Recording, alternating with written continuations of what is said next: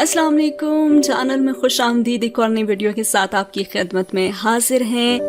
پچھلے ایپیسوڈ میں ایک آپ سے سوال پوچھا گیا تھا کہ انسان کو کون سی چیز بدل دیتی ہے؟ وقت، حالات، زندگی، تجربہ، تکلیف، تلاش، محبت یا پھر اللہ تعالیٰ؟ اور اسی کے ساتھ ہم نے اس ایپیسوڈ کو ختم کیا تھا۔ اور اگلا سین وہاں سے شروع ہوتا ہے جہاں تقریباً عید کے 2 ہفتے گزرنے کے بعد فائنلی ان کے ولیمے کی پلاننگ، ولیمے کی تقریب منعقد ہوئی تھی۔ اگر سالار کی ضد نہ ہوتی تو سکندر کبھی بھی اس تقریب کے لیے اسلام آباد کا انتخاب نہ کرتے، لیکن سالار کی ضد کے سامنے سکندر نے بالآخر گھٹنے ٹیک ہی دیے تھے۔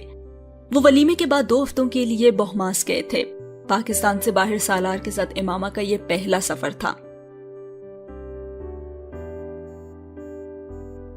ان دونوں میں سے کوئی بھی نہیں جانتا تھا کہ زندگی میں دوبارہ کبھی ان 15 دنوں جیسی پرسکون اور بے فکری کے دن ان کی زندگی میں دوبارہ کبھی نہیں آنے والے تھے۔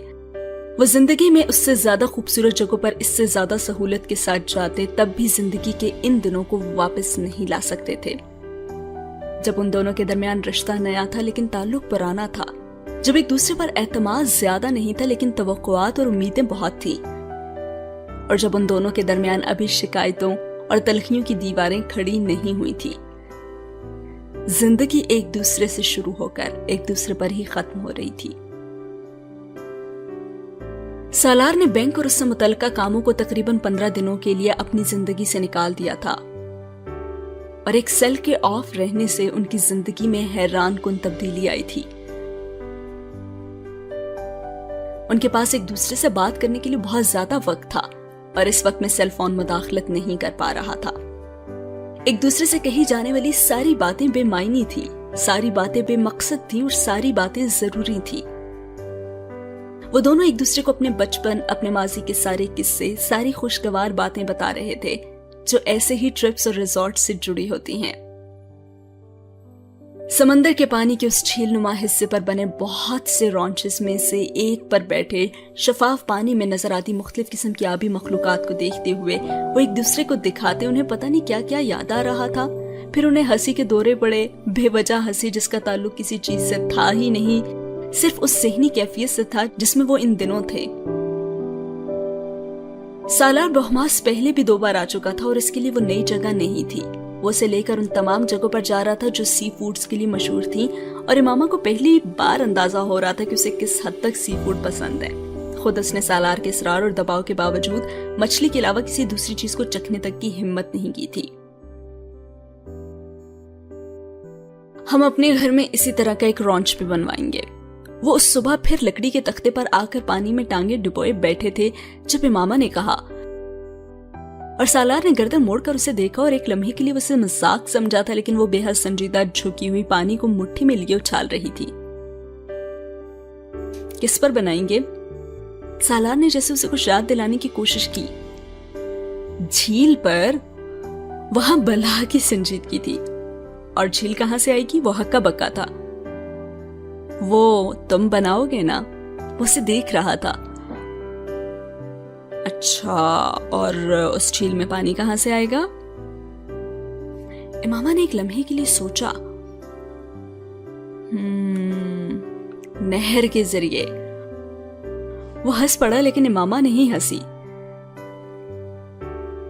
اچھا، پانی کی نہر نکالنا دودھ کی نہر سے زیادہ مشکل ہے، مائی سویٹ ہارٹ۔ اس نے امامہ کے کندھوں پر بازو پھیلایا، اور امامہ نے اس کا ہاتھ جھٹک دیا۔ تو تم کیا نہیں بنا کر دو گے مجھے؟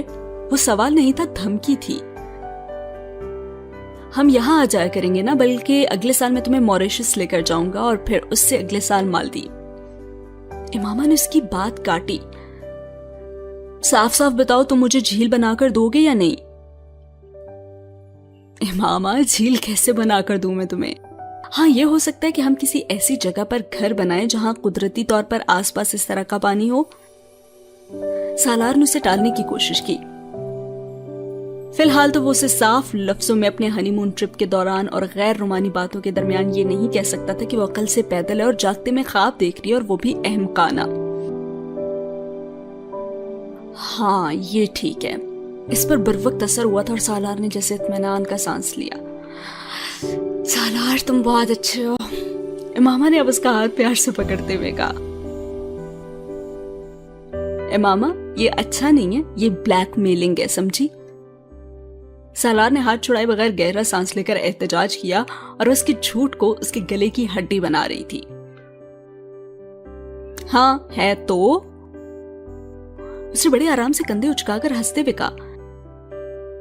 وہاں باقی دن امامہ نے اس رونچ کا دوبارہ ذکر نہیں کیا تھا اور سالار نے اس پر اللہ کا شکر ادا کیا تھا۔ اسے امید تھی کہ وہ اس کو بھول چکی ہوگی، لیکن ایسا نہیں تھا۔ واپس آنے کے چوتھے دن بعد اس نے فخری انداز میں سالار کو اس گھر کے نئے ڈیزائنز دکھائے تھے۔ اب جھیل اور رونچ بھی اس کا حصہ بن چکے تھے، اور اب وہ بیچارہ اس پہ کیا کہہ سکتا تھا۔ وہ ہنی مون تو اسے بہت ہی مہنگا پڑا تھا، کیونکہ وہ دنیا کی پہلی بیوی تھی جس نے اپنے ہنی مون ٹرپ پر ایک جھیل اور رونچ کی شاپنگ کی تھی، اور وہ دنیا کا پہلا شوہر تھا جس نے اس شاپنگ پر اعتراض نہیں کیا تھا۔ ان کے اپارٹمنٹ کی دیوار پر اب کچھ اور تصویروں کا اضافہ ہو گیا تھا، کچھ اور یادوں اور خوشگوار لمحوں کا۔ ان کے ولیمے کا فوٹو شوٹ، پیچ کلر کے شرارے میں وہ بلیک ڈنر سوٹ میں ملبوس سالار کے ساتھ، وہ پہلی بار دلہن کے روپ میں تھی اور وہ سالار کی فیورٹ تصویر تھی۔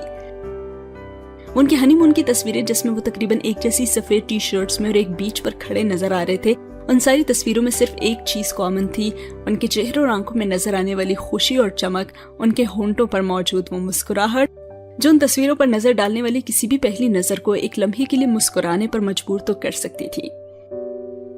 Indeed, they were made for each other.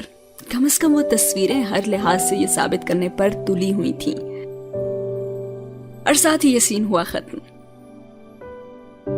اگلے دن امامہ چینل سرفنگ کر رہی تھی جب اس کی نظر ایک چینل پر ٹھہر گئی۔ چند لمحوں کے لیے اسے اپنی آنکھوں پر یقین نہیں آیا۔ وہ اسٹاک مارکیٹ کے حوالے سے کوئی پروگرام تھا اور اس میں شامل 2 شرکا میں سے ایک سالار بھی تھا۔ ایک لمحے کے لیے امامہ کو یقین نہیں آیا تھا کہ وہ اسکرین پر سالار کو دیکھ رہی ہے، لیکن چند لمحوں کے بعد سالار کا نام اور اس کا عہدہ اسکرین پر چند لمحوں کے لیے فلیش ہوا، اور امامہ دیکھ کر شاکڈ رہ گئی اور سوچنے لگی، تو کیا سالار مجھ سے جھوٹ بول رہا تھا؟ امامہ نے اس کا عہدہ دیکھ کر سوچا۔ وہ پی آر سے منسلک نہیں تھا، لیکن اس وقت اسے اسکرین پر دیکھتے ہوئے وہ اتنی ایکسائٹڈ تھی کہ اس نے سالار کے جھوٹ اور اس کی وجوہات پر غور ہی نہیں کیا تھا۔ زندگی میں پہلی بار اس نے فائنانس سے متعلق کوئی پروگرام اتنے شوق اور لگن سے دیکھا تھا۔ تو سالار کو اکثر اس طرح کی گفتگو فون پر کرتے سن چکی تھی اور اس نے کبھی اس پر غور بھی نہیں کیا تھا، لیکن اسکرین پر آدھا گھنٹہ اس پروگرام میں اسے سنتے اور دیکھتے ہوئے سے احساس ہوا کہ وہ بہت امپریسو، کمپوزڈ، کانفیڈنٹ، بہت شارپ اور ایک مکمل پروفیشنل تھا۔ وہ زندگی میں پہلی بار اس کی شکل و صورت اور پرسنالٹی پر غور کر رہی تھی، اور تبھی اسے پہلی بار احساس ہوا کہ اس کی آواز بہت اچھی ہے۔ شادی کے تقریباً 2 مہینے کے بعد پہلی بار ٹی وی پر اپنے شوہر کو دیکھتے ہوئے وہ اس سے بری طرح سے متاثر ہو رہی تھی۔ سالار کسی پوسٹ لنچ میٹنگ میں تھا جب امامہ نے اسے فون کیا، اور میٹنگ تقریباً ختم ہو رہی تھی، اس لیے وہ کال لیتے ہوئے بورڈ روم سے نکل گیا۔ سالار تم ٹی وی پر آئے ہو؟ امامہ نے فوراً سے اس سے پوچھا۔ ایک لمحے کے لیے تو سالار بھی نہیں سمجھ سکا۔ کیا؟ ارے تم ٹی وی چینل پر آئے تھے نا ایک پروگرام میں، اور تم نے مجھے بتایا بھی نہیں۔ وہ 2 ماہ پہلے ریکارڈ کیا تھا انہوں نے، اور شاید ریپیٹ کیا ہوگا۔ سالار کو یاد آیا۔ تم کیا کہہ رہی ہو؟ اس نے موضوع بدلا، لیکن امامہ کسی حد تک اس پروگرام سے متاثر تھی اور اس کا اندازہ اسے رات کو گھر آ کر ہوا تھا۔ تم پتہ ہے میں نے اسے ریکارڈ بھی کر لیا ہے۔ وہ کھانا کھا رہے تھے جب امامہ نے اچانک اسے بتایا۔ کسے؟ وہ چونکا کیونکہ وہ کوئی اور بات کر رہے تھے۔ ارے وہی تمہارے اس پروگرام کو، اس میں ریکارڈ کرنے والی کیا بات تھی؟ وہ حیران ہوا۔ تم ٹی وی پر بہت اچھے لگ رہے تھے۔ امامہ نے اس کی بات کا جواب دینے کے بجائے کہا، اور تم انویسٹمنٹ بینکنگ میں ہو، پی آر میں نہیں ہے نا؟ امامہ نے اسے جتایا اور وہ مسکرایا، لیکن اس نے جواباً اسے کچھ نہیں کہا۔ تو تم نے دیکھا ہے اپنا پروگرام؟ سالار نے کانٹا ہاتھ سے رکھتے ہوئے اس سے کہا، سویٹ ہارٹ، ایسے بہت سارے پروگرامز ہوتے ہیں جن میں ہر روز بہت سارے ایکسپرٹس بلائے جاتے ہیں، اس میں کوئی ایسی خاص بات نہیں ہے کہ اسے ریکارڈ کر کے بیوی کے ساتھ بیٹھ کر دیکھا جائے. اس سے پہلے بھی میں کئی پروگرامز میں آ چکا ہوں اور آئندہ بھی کہیں نہ کہیں تمہیں نظر آتا ہی رہوں گا. میرے بینک کی سیٹ پر جو بھی بیٹھتا ہو وہ تمہیں بزنس چینلز یا ایسے پروگرامز میں کہیں نہ کہیں ضرور نظر آئے گا، اور یہ بھی میری جاب کا ایک حصہ ہے. اس کا ہاتھ تھپک کر اب دوبارہ کانٹا اٹھا رہا تھا اور امامہ چند لمحے کچھ نہیں بول سکی. اس نے جیسے ٹھنڈے پانی کا بھرا ہوا گلاس اس پر انڈیلا تھا اور اس نے اسے کچھ ایسے ہی شرمندہ کیا تھا. سالار، سود حرام ہے نا؟ وہ خود سمجھ نہیں پائی کہ اس نے سالار کی بات کے جواب میں یہ کیوں کہا، اور شاید یہ اس شرمندگی کا رد عمل تھا جو اس نے اسے کچھ دیر پہلے اٹھائی تھی. ہاں بالکل. وہ کانٹے سے کباب کا ایک ٹکڑا اٹھاتے ہوئے صرف ایک لمحے کے لیے ٹھٹکا تھا. بالکل اسی طرح جس طرح جھوٹ حرام ہے، غصہ حرام ہے، غیبت حرام ہے، بددیانتی حرام ہے، منافقت حرام ہے، تہمت لگانا حرام ہے اور ملاوٹ حرام ہے. وہ اطمینان سے کہہ رہا تھا. ارے میں ان چیزوں کی بات نہیں کر رہی. امامہ نے اس کی بات کاٹی اور اس نے جواباً امامہ کی بات کاٹی. کیوں؟ کہ ان ساری چیزوں سے انسان اور معاشرے کو کم نقصان پہنچتا ہے. امامہ کو کوئی جواب نہیں سوجا. وہ صرف ٹی وی کے پروگرام میں بیٹھا ایسے گفتگو کرتا امپریسو لگ رہا تھا. حقیقی زندگی میں اس طرح لاجواب ہونا کچھ زیادہ خوشگوار تجربہ نہیں تھا امامہ کے لیے. تم جسٹیفائی کر رہے ہو سود کو؟ اس نے بالآخر کہا. نہیں، میں جسٹیفائی نہیں کر رہا، میں صرف یہ کہہ رہا ہوں کہ ہم جز کو کل سے الگ نہیں کر سکتے. اسلامی معاشرے کو سود اتنا نقصان نہیں پہنچا رہا جتنی دوسری خرابیاں. اور وہ اس کا چہرہ دیکھ رہی تھی. میں اگر پاکستانی معاشرے میں پائی جانے والی 5 خرابیاں بتاؤں اور کہوں کہ ان میں سے کوئی ایک ختم کر دو جس سے معاشرہ بہتر ہو جائے، کرپشن کو، غربت کو، ناانصافی کو، بددیانتی کو یا سود کو، میں شرط لگاتا ہوں امامہ کہ یہ 5واں آپشن کبھی کسی کی پہلی ترجیح نہیں ہوگا.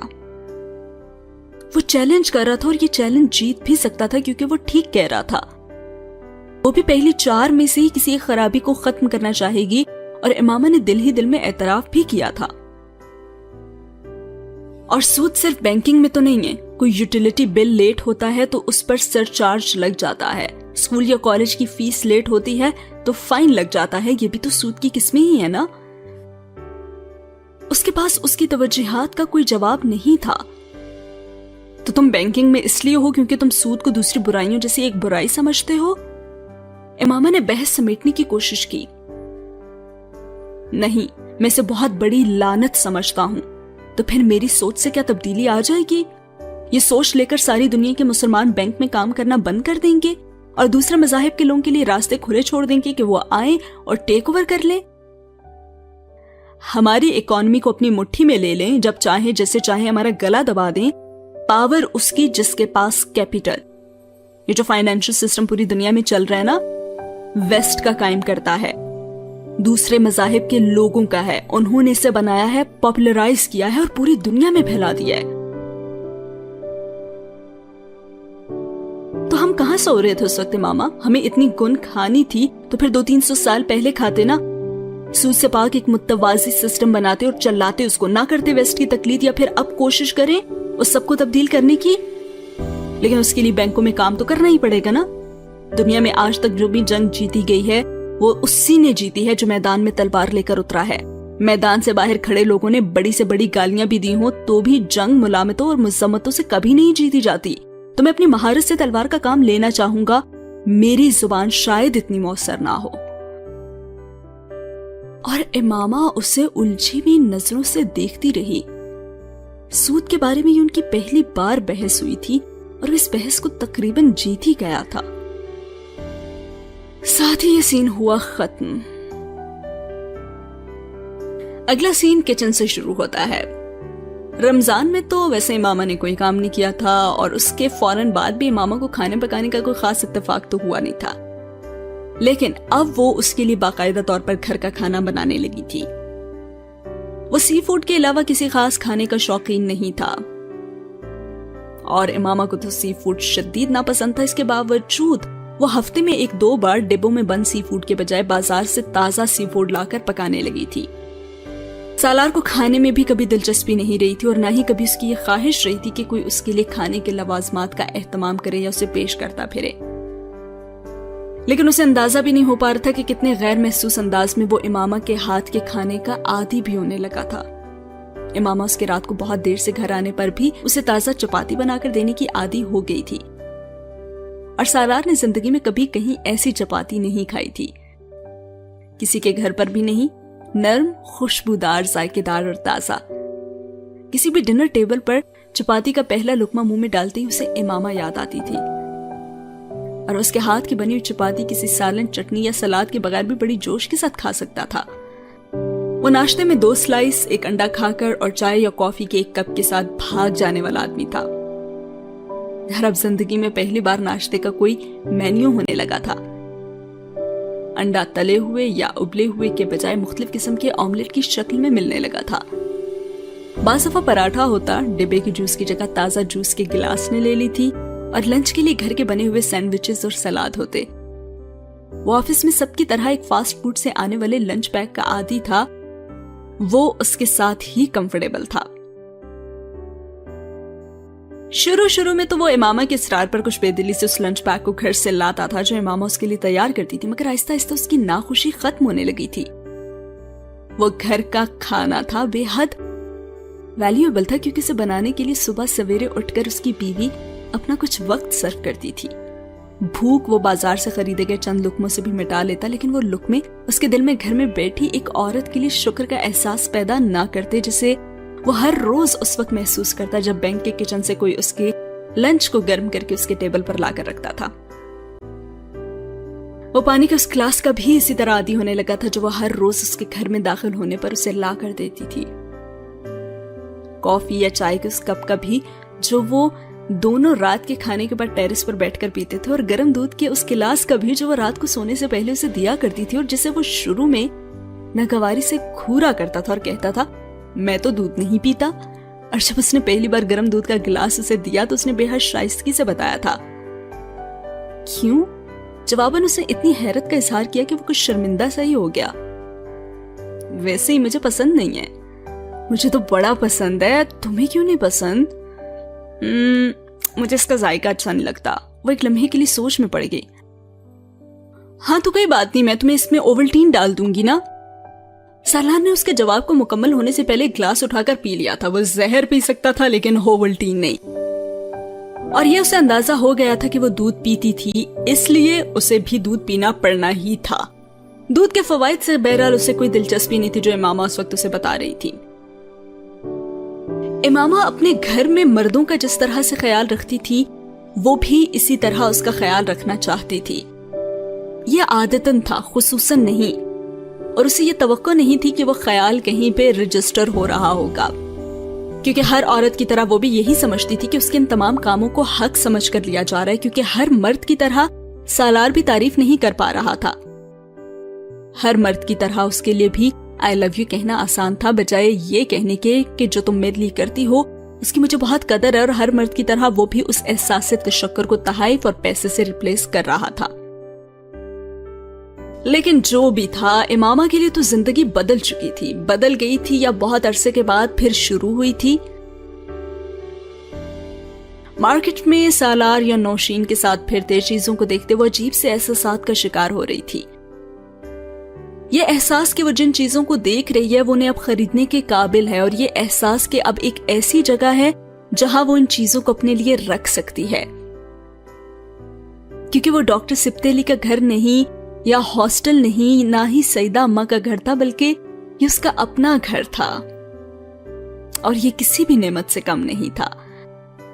تشکر، خوشی، آسودگی اور پھر بے یقینی اور حیرانی۔ 9 سال کی مشقت کے بعد جو ملا تھا وہ اس کی اوقات سے بہت زیادہ تھا، اور یہ سب ہر کسی کو کہاں ملتا تھا۔ 9 سال بے نام بے خاندان رہنے کے بعد اب جب کہ وہ ایک خاندان کا حصہ بنی تھی تو حیرانی کیسے نہ ہوتی۔ خواری اور بے سر و سامانی کا سفر جہاں جا کر ختم ہوا تھا وہ نعمتوں کی معراج تھی۔ اپنے گھر سے نکلنے کے بعد اس نے اتنے عرصے میں صرف ایک ہی چیز سیکھی تھی، اپنے نفس پر قابو پانا، اپنی خواہشات اور ضروریات کو کم سے کم کرنا، قناعت کرنا، اور یہ بڑا مشکل تھا پیسوں کو وہ گن گن کے خرچ کرتی تھی اور پھر بچانے کی کوشش بھی تو کرتی تھی. وہ کہاں عادی تھی ان چیزوں کی، لیکن وقت اور حالات نے اسے عادی بنا دیا تھا. اور جب اتنے سالوں کے بعد اسے آسائش ملی تو ناممکن تھا کہ اسے بات بات پر وہ 9 سال یاد نہ آتے. وہ صرف ضرورت پڑنے پر سالار کے دراز میں پڑے پیسوں کو نکالتے ہوئے ٹھٹک جایا کرتی تھی، جن کو کمانے میں اس کی محنت شامل تھی، نہ ہی ان کی بچت میں اس کا کوئی حصہ تھا. اسے صحیح اندازہ نہیں تھا کہ دراز میں کتنی رقم موجود ہے، کیونکہ انہیں کبھی گن نہیں پائی تھی. وہ ہر روز اس دراز میں کچھ رقم کا اضافہ کرنے کا عادی تھا. اگر وہ اس دراز کو پورے کا پورا بھی خالی کر دیتی تب بھی اگلے دن وہ خالی نہیں ہوتا تھا. اس روپے کو خرچ کرنا اس کا استحقاق تھا، اور اس رقم کے خرچ ہونے پر سالار نے کبھی سے سوال نہیں کیا تھا. وہ اس گھر کے سیاہ و سفید کی مالک تھی. وہ چیزوں کو پرائس ٹیگ دیکھ کر خریدا کرتی تھی، اپنی خواہش دیکھ کر نہیں. اور اب یکدم پرائس ٹیگ دیکھ کر خریداری کرنا اس کے لائف سٹائل کا حصہ ہی نہیں رہا تھا. سالار خود بھی تو زندگی میں کبھی بھی بارگیننگ یا سستی چیزوں کے استعمال کا عادی نہیں رہا تھا، اور وہ اتنا ہی فیاض اس کے معاملے میں بھی تھا. ناممکن ہی تھا کہ جو چیز امامہ کو اچھی لگتی وہ سالار اسے نہ لا کر دیتا. اور یہ صرف بازار میں نظر آنے والی چیزوں تک نہیں تھا، بلکہ اسے کسی میگزین یا ٹی وی پر بھی اگر کوئی چیز اچھی لگ جاتی اور وہ سالار سے اس کا ذکر کرتی تو وہ چیز اگلے چند دنوں میں اس کے گھر پر ہوتی. اور وہ کس قیمت پر آتی تھی سالار کو پرواہ نہیں ہوتی تھی. اور رات کے 3 بجے بھی اگر کسی چیز کے کھانے کی فرمائش کرتی تو اسے لے جایا کرتا تھا. بس میرا دل چاہ رہا ہے. وہ اب اس جملے کو بولنے کی عادی ہو رہی تھی، کیونکہ کوئی تھا جو آدھی رات کو بھی آئس کریم کے 2 سکوپس، چاٹ کی 1 پلیٹ، پیزا کی 1 سلائس، کافی کے 1 کپ، اور اس سے ملامت یا صبر کی تلقین وہ نہیں کرتا تھا کہ یار اب اتنی رات ہو گئی، یا میں کہاں سے لاؤں. اسے ساتھ لیے مطلوبہ چیز کی وہ تلاش میں ایک بھی شکایتی لفظ کہے بغیر خالی سڑکوں پر گاڑی دوڑاتا پھرتا ہی نظر آتا تھا. شادی کے اس مختصر عرصے میں بھی لاہور کی کوئی ایسی جگہ نہیں تھی جہاں کھانے کی کسی مشہور چیز کا اس نے سنا ہو اور سالار اسے وہاں نہ لے کر گیا ہو. حلوہ پوری کے سستے ناشتے سے لے کر پی سی کے 24 گھنٹے کھلے رہنے والے کیفے میں رات کے پچھلے پہر کھائے جانے والے لیمن ٹارٹس تک، جن کو کھاتے ہوئے دیر ہو جانے پر اس نے دبئی کی وہ فلائٹ بھی مس کر دی جو 1 گھنٹے بعد تھی. یہ ناممکن تھا کہ ایسا شخص کسی کی دعاؤں کا حصہ نہ بنے. اسے کبھی نماز کے بعد دعا کرتے ہوئے سالار کو یاد نہیں کرنا پڑتا تھا، اسے ہمیشہ خود بخود یاد آ جاتا تھا. اس سے نکاح ہو جانے کے بعد پہلی نماز پڑھنے پر بھی جب وہ ناخوش تھی اور اس سے رشتہ ختم کرنا چاہتی تھی، اور ڈاکٹر سبتے علی کے گھر پر اسے دیکھنے اور سننے کے بعد بھی جب اس نے پہلی بار اپنے شوہر کے لیے اجر کی دعا کی تھی، اور رخصتی کے بعد اسی کے گھر میں پہلی بار نماز کے دوران بھی جب اس نے سالار کے لیے اپنے دل میں محبت پیدا ہونے کی دعا کی تھی، وہ اسے یاد آتا تھا یا یاد رہتا تھا. دن کی کوئی ایسی نماز نہیں ہوتی تھی جب وہ سالار کے لیے اللہ سے نعمتوں اور اجر کی طالب نہیں ہوتی تھی، تب بھی جب وہ اس سے شوقی یا خفا ہوتی تھی. وہ اللہ کے بعد اس دنیا میں واقعی اس کا آخری سہارا تھا، اور سہارے کا مطلب اور اہمیت کوئی امامہ سے ہی پوچھ سکتا تھا. ساتھ ہی ہوا یہ سین ختم. اگلے سین میں سالار امامہ سے کہہ رہا ہوتا ہے کہ آر یو شور تم اکیلے رہ لو گی. وہ 2 ہفتوں کے لیے نیو یارک اپنے بینک کے کسی ورک شاپ کے سلسلے میں جا رہا تھا، اور امامہ اس بار اپارٹمنٹ میں ہی رہنا چاہتی تھی. عام طور پر سالار کراچی یا کہیں اور جاتے ہوئے اسے سیدہ اماں یا ڈاکٹر سبتے علی کے ہاں چھوڑ جایا کرتا تھا، لیکن اس بار وہ بضد تھی کہ وہ وہیں رہے گی. اس کا خیال تھا کہ اب وہ وہاں اکیلی رہ سکتی تھی. ہاں میں رہ لوں گی، ویسے بھی فرقان بھائی اور بھابھی تو پاس ہی ہیں، کچھ نہیں ہوتا. اس نے سالار کو تسلی دی، اور اس کی فلائٹ صبح 11 بجے تھی اور وہ اس وقت پیکنگ سے فارغ ہوا تھا. پکی بات ہے نا میرے بغیر رہ لو گی تم؟ اس نے ماما کی بات سننے کے بعد پھر سے کہا، اور وہ اپنے بریف کیس میں کچھ پیپرز رکھ رہا تھا. ہاں 2 ہفتوں کی تو بات ہے، رہ لوں گی، امامہ نے بے حد اطمینان سے کہا. 2 ہفتوں میں 15 دن ہوتے ہیں، سالار نے بریف کیس بند کرتے ہوئے کہا. تو کوئی بات نہیں، گزر جائیں گے. سالار نے گہرا سانس لیا ہاں بھائی تمہارے تو گزر جائیں گے، میرے ہی نہیں گزریں گے، میں تو ابھی سے تمہیں مس کرنے لگا ہوں یار، نہیں۔ اور وہ ہنس پڑی۔ ارے پہلے بھی تو تم جاتے ہو نا، 2 ہفتے پہلے بھی دبئی گئے تھے، پھر پچھلے مہینے تم سنگاپور بھی گئے تھے۔ اس نے تسلی دینے والے انداز میں سے یاد دلایا۔ صرف 2 دن کے لیے میں دبئی گیا تھا اور 4 دن کے لیے سنگاپور، یہ تو 2 ہفتے ہیں ماما۔ ہاں تو 2 ہفتے ہی ہے نا، 2 مہینے یا 2 سال تو نہیں، اس نے کمال اطمینان کے ساتھ کہا۔ اور سالار اسے دیکھ کر رہ گیا۔ چلو اچھا ہے یہ بھی، میں یاد آؤں گا نہ نظر آؤں گا، نہ میرا کوئی کام ہوگا، وقت ہی وقت ہوگا تمہارے پاس۔ وہ نہ جانے اسے کیا سننا چاہتا تھا۔ ہاں کافی وقت ہوگا، میں 1-2 پینٹنگز مکمل کروں گی، گھر کے کچھ اور کام بھی ہیں وہ بھی کروں گی، سعیدہ اماں کے بھی 1-2 کام ہیں وہ بھی نپٹاؤں گی۔ میں نے تو بہت کچھ پلان کر رکھا ہے بھائی ان 2 ہفتوں کے لیے۔ اس نے ناول پکڑے اپنی جمائی روکنے کے لیے منہ پر ہاتھ رکھتے ہوئے کہا اور وہ ہنس پڑا تھا۔ ہاں بھائی تمہارے لیے تو بلیسنگ ان ڈسگائز ہو گیا میرا ٹرپ، میں نے تو سوچا ہی نہیں تھا میری وجہ سے تمہارے اتنے کام پینڈنگ ہو رہے ہیں۔ اگر اس کے لہجے میں گلا تھا تو ماما نے نوٹس نہیں کیا۔ چلو یہ بھی اچھا ہے، وہ بڑبڑایا تھا۔ ویزا لگا ہوتا تو میں تمہیں لے جاتا، اس سے پھر کچھ خیال آیا تھا۔ ارے تم پریشان مت ہو، میں یہاں بالکل ٹھیک رہوں گی، ماما نے فوراً اسے پیشتر کہا۔ سالار جواب دینے کے بجائے چپ چاپ اسے دیکھتا رہا۔ اب کیا دیکھ رہے ہو تم مجھے؟ ماما سے دیکھ کر مسکرائی۔ تمہارا اطمینان۔ میں فلمی ہیروئنز کی طرح ڈائلاگ تو نہیں بول سکتی۔ تو کیا صرف فلمی ہیروئنز ہی ڈائلاگز بولتی ہیں؟ نہیں بالکل بھی نہیں، ہیرو بھی بولتے ہیں۔ وہ اطمینان سے ہنسی۔ سالار مسکرایا تک نہیں، وہ پھر سنجیدہ تھی۔ مت جاؤ پھر، اگر تمہیں میری اتنی یاد آ رہی ہے تو۔ اس نے جیسے اسے چیلنج کیا۔ اگر تم پیار سے کہتی نا تو میں نہ جاتا، لیکن میں تمہارا کوئی چیلنج قبول نہیں کروں گا، مجھے تم سے ہارنا پسند ہے۔ وہ ہنسی۔ تم بات بدل رہے ہو۔ نہیں میں خود کو تسلی دے رہا ہوں، چلو آؤ تمہیں کافی پلوا کر لاؤں۔ وہ ایک دم بستر سے اٹھتے ہوئے بولا۔ اس وقت؟ رات کو اس وقت ماما تیار نہیں تھی۔ ہاں اتنے دن تک تو نہیں پلوا سکوں گا نا کافی، ابھی تو چلو میرے ساتھ، بیزار ہوگی ہو ابھی سے تم میرے سے۔ وہ دراز سے والیٹ اور کار کی چابیاں نکال رہا تھا۔ لیکن اب میں پھر کپڑے بدلوں۔ ارے کوئی ضرورت نہیں ہے، بس چادر لے لو یہی ٹھیک ہے۔ سالار نے اس کی بات کاٹی اور وہ سیل فون اٹھا رہا تھا۔ فورجس سے کافی پینے کے بعد اسٹیڈیم کے گرد بے مقصد ڈرائیو کرتا رہا۔ گھر چلیں، اب آرام بھی کرنا ہے تمہیں۔ امامہ کو اچانک خیال آیا۔ میں پلین میں ہی آرام کر لوں گا نا، ابھی تمہارے ساتھ کچھ وقت گزارنا چاہتا ہوں۔ امامہ کی سمجھ میں نہیں آ رہا تھا کہ وہ اتنا سنجیدہ اور کسی گہری سوچ میں کیوں تھا۔ واپس آتے ہوئے اس نے راستے میں ایک دکان سے بہت سا پھل بھی خریدا۔